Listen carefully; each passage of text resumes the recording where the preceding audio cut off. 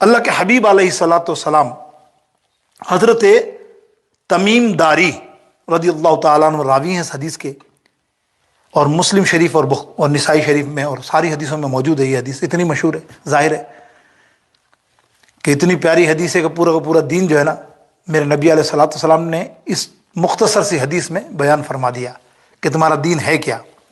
اللہ کے حبیب علیہ الصلاۃ والسلام فرماتے ہیں الدین النصیحہ، دین خیر خواہی کا نام ہے. خیر خواہی فارسی کا الفاظ ہے. فارسی میں اگر ہم اپنی اردو میں سمجھیں تو مقصد بھلائی کا نام ہے. بھلائی کا نام ہے، ایک دوسرے کے ساتھ بھلائی کا نام کیا ہے؟ الدین النصیحہ. صحابہ کرام رضوان اللہ تعالی اجمعین نے جب سنا تو ارشاد کیا یا رسول اللہ قلنا لمن، مطلب یہ کس طرح سے؟ تو نبی علیہ السلام نے فرمایا قال للہ والکتابی ورسولہ، اللہ سے، اس کی کتاب سے اور اس کے رسول صلی اللہ تعالی علیہ وسلم سے. یا مفہوم یہ بیان ہوا کہ جو میرے اللہ رب العزت نے ہمیں حکم دیا، کتاب نے حکم دیا، قرآن پاک نے، اور نبی علیہ السلام کے فرمودات شریف، ان پر عمل کرنا. تو خیر خواہی، خیر خواہی کیا ہے یہ سمجھیے. نبی علیہ السلام نے ارشاد فرمایا دین النصیحہ. یہ نصیحہ قرآن پاک عربی زبان میں نازل ہوا، اور عربی زبان بڑی فصیح و بلیغ زبان ہے. فصیح و بلیغ سے مراد کیا کہ اس کا الفاظ ایک ترجمہ نہیں ہوتا، کوئی تراجم ہوتے ہیں، پڑھتے جاؤ پڑھتے جاؤ. اتنا آسان نہیں ہے عربی زبان کو سمجھنا. اور مفسرین کتنا کلام کیا ہے، یعنی ایک الفاظ کو کتنے مفہوم. اب نصیحہ کے بھی بے شمار ترجمے ہیں. اب نصیحہ کے اندر ایک ترجمہ یہ بیان ہوا کہ سلیکٹڈ، چنی ہوئی، چھانی ہوئی ایسی چیز. یعنی اب خود سوچئے کہ چھانی ہوئی ایک چیز، مفسر فرماتے کہ دین میں کوئی چیز چھانی گئی بہترین چیز جو ہوئی وہ ہے نصیحہ، یعنی خیر خواہی.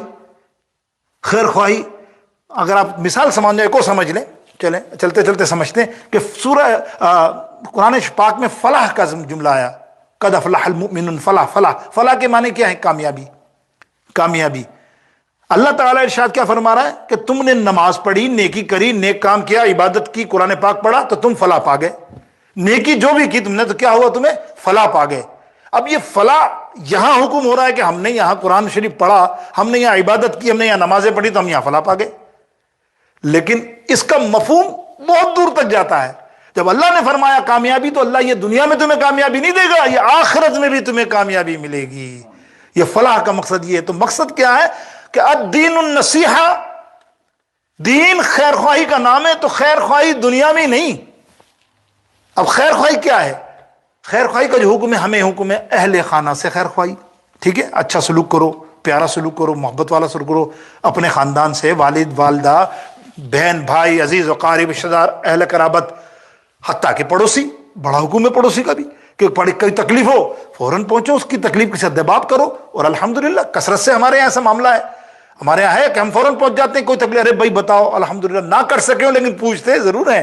روڈوں پہ ہم جاتے ہیں، اکثر ہم نے دیکھا لوگ کھڑے ہو جاتے ہیں، بھائی آپ کو کیا تکلیف ہے، گاڑی کا کوئی مسئلہ ہوا، کیا ہوا، کوئی خدا نخواستہ ایسا مسئلہ ہو. یہ خیر خواہی، یہ کرنا چاہیے، یہی حکم ہے ہمیں. لیکن یہ دنیا کے اعتبار سے تو ہم کر رہے ہیں، یا بہت سے نہ کر رہے ہیں ان کے لیے بھی سن لیجئے، جو کر رہے ہیں ان کے لیے تو بڑا مرتبہ ہے. لیکن اللہ نے کیا یا فرمایا خیر خواہی دنیا کی حد تک ہی نہ ہو، وہ تو بہت اچھی ہے.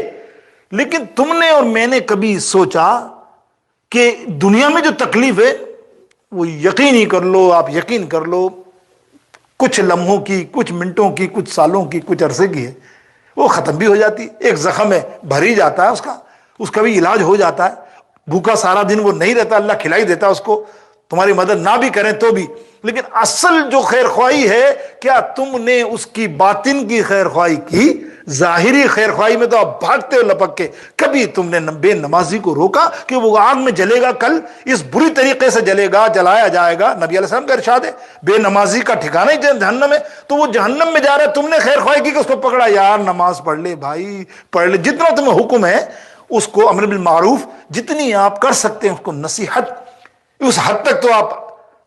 مقصد یہ کہ ہم اپنے گھر والوں کو ہی نہیں کرتے تو آگے ہم کہاں جائیں. خیر خواہی دیکھیں، خیر خواہی سے انحراف ہوا نا. یہ قرآن پاک کی جو میں بتا رہا ہوں آیات کہ اگر دین النصیحہ سمجھے تو یہ ہے کہ خیر خواہی ہم یہاں نہیں کرتے. مثال کے طور پہ ہمارے دوست احباب دوسرے کاموں میں لگے رہتے ہیں, ہم میں سے کوئی بھی نہیں ان کو سمجھاتا. اب ایک آدمی, ایک مثال دے رہا ہوں, زنا بھی ہے, چوری بھی ہے, شراب بھی ہے, معاملات میں ہوتے ہوں گے دوست احباب آپ کے یا عزیز و قارب.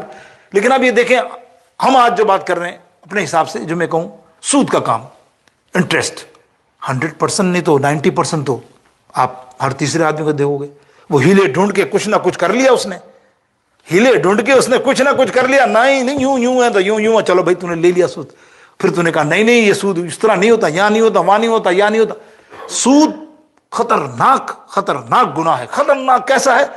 اللہ نے قرآن پاک میں اتنی شدت سے اس کا اظہار کیا. خاص کر میرے نبی علیہ السلام کا فرمان سنو, رونگٹے کھڑے ہو جائیں. میرے نبی علیہ السلام فرماتے ہیں جو سود کا کام کرتا ہے وہ ایسا ہے جو اپنی ماں سے زنا کرتا ہے. بڑی مشہور حدیث ہے. اب اندازہ کریے آپ, ہم نے کسی نے کسی کو روکا اور ہوتا ہے. میں آپ کو بتاؤں وجہ کیا ہے, تھوڑی سی بات آ گئی سود کی تو سمجھیے, کبھی موضوع بنے گا تو مزہ آئے گا.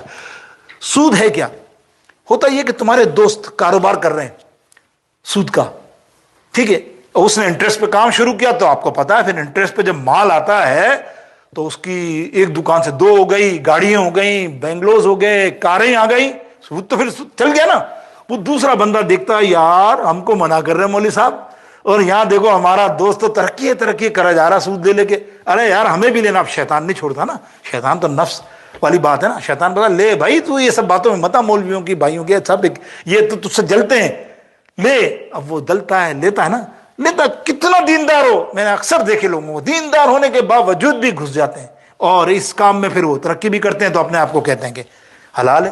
کیسے حلال ہوگا یار, آپ بتائیے. ایک مثال بڑی پیاری مفسروں نے دی, آپ سنو, میرے تو رونگٹے کھڑے ہوئے. بڑی پیاری بات. آپ کہتے ہیں کہ جو بد جناور ہے پگ, سمجھ گئے ہوں گا, لینا نہیں نام چاہیے لیکن ظاہر تربیت ہے تو آپ نہ سمجھ میں آیا تو سور.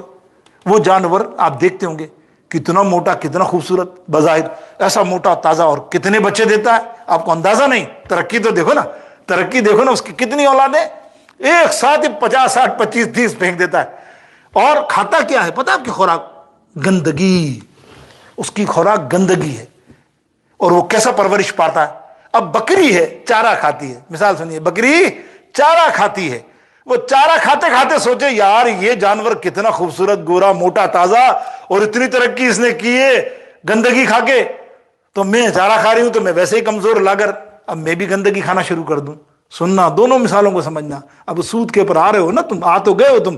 اب تو بکری اگر چارہ کھائے گی تو ہوگا کیا اس کا حشر؟ وہ مر جائے گی, وہ برداشت نہیں کر سکے گی گندگی, کیونکہ اس کی خوراک ہی نہیں ہے.